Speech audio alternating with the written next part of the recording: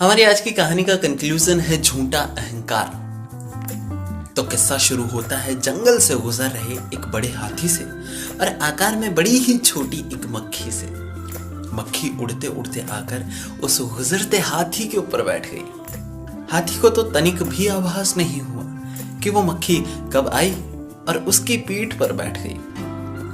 मक्खी बहुत देर तक बिना कोई हरकत किए हाथी की पीठ पर बैठे रही, लेकिन जब हाथी ने भी उसके लिए कोई हरकत नहीं दिखाई तो मक्खी ने बहुत भिनभिनाने की आवाज की और कहा, ए भाई, तेरी पीठ पर मेरे बैठने से तुझे कोई तकलीफ हो तो बता देना, मेरा वजन मालूम पड़े तो मुझे खबर कर देना, मैं झट से हट जाऊंगी।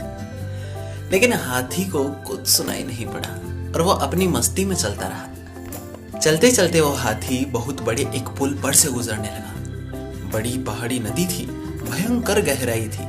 ये देखकर मक्खी ने कहा कि देख दादा, आराम से, पुल थोड़ा कच्चा है और यहाँ हम दो हैं, कहीं वजन ना सह पाने के कारण ये पुल ना टूट जाए। अगर ऐसा कुछ लगे तो मुझे बता देना, मेरे पास तो पंख है, मैं उड़ जाऊंगी।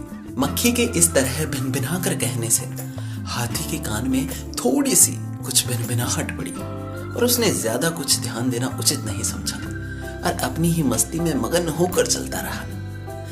पुल पार करने के बाद मक्खी का हाथी से विदा होने का समय आया तो मक्खी ने कहा, हाथी भाई, यात्रा बड़ी सुखद रही, रास्ते के अपन दोनों संगी साथी रहे। सबसे खास बात तो ये थी कि यार आज अपन दोनों की दोस्ती बनी। चलो अब मैं भी जाती हूँ, कोई भी काम हो तुम्हें तो मुझे जरूर कहना, कोई हिचकिचाहट करने की जरूरत नहीं है। बिना रुके मक्खी इतनी देर तक भिनभिनाती रही, तब जाकर मक्खी की थोड़ी सी आवाज हाथी को सुनाई पड़ी। अचंभित होकर हाथी ने कहा, तू कौन है? मैं तो तुझे जानता तक नहीं। और कब तू आई? कब तू मेरे शरीर पर बैठी और कब तू उड़ गई, इसका भी मुझे कोई पता नहीं। हाथी अपनी बात बोलता रहा, लेकिन मक्खी तो कब की उड़ चुकी थी और तब तक तो मक्खी ना जाने कहां तक जा पहुंची थी। दोस्तों, इस दुनिया में हमारा होना भी ऐसा ही है। इस बड़ी पृथ्वी पर हमारे होने या ना होने से कोई फर्क नहीं पड़ता। हाथी और मक्खी के अनुपात से भी कहीं छोटा हमारा और ब्रह्मांड का अनुपात है। हमारे रहने या ना रहने से क्या फर्क पड़ता है, लेकिन हम तो बड़ा हल्ला मचाते हैं। ये शोरगुल किस लिए है यार? वो मक्खी आखिर चाहती क्या थी? वो मक्खी ये चाहती थी कि हाथी स्वीकार करे कि तू भी है, तेरा भी अस्तित्व है। वो भी अपनी ही तारीफ कर हाथी से अपनी तारीफ सुनना चाहती थी। दोस्तों, हमारा अहंकार अकेले नहीं जी सकता। हाँ, दूसरे अगर उसे माने तो उसके प्राणों को नया आयाम मिल जाता है। इसलिए हम सब ये उपाय करते हैं कि किसी भी तरीके से दूसरे उसे माने, हमारी ओर ध्यान देकर उसकी प्रशंसा करें, हमारी तरफ देखे ताकि उससे हमारी उपेक्षा ना हो।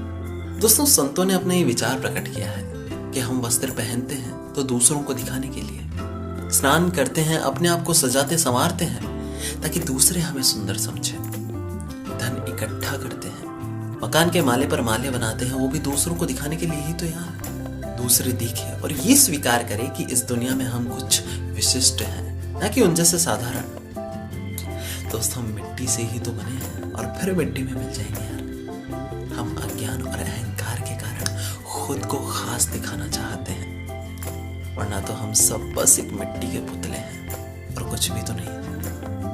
अहंकार तो सदा से इसी की तलाश में है यार कि उसे वो आंखें मिल जाए जो उसकी छाया को वजन दे सके।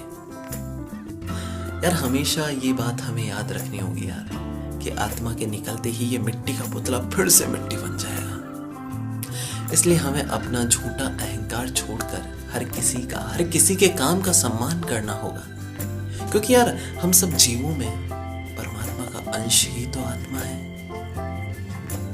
दोस्तों, अगर आपको लगता है कि मेरी ये कहानियां किसी के लिए भी यूजफुल हो सकती है तो प्लीज यार बिना देर किए शेयर वाला बटन क्लिक कर दो ना। अगर किसी की भी जिंदगी मेरी इन कहानियों से बदलती है तो यही मेरे लिए सबसे बड़ा अचीवमेंट होगा यार। Thank you so much.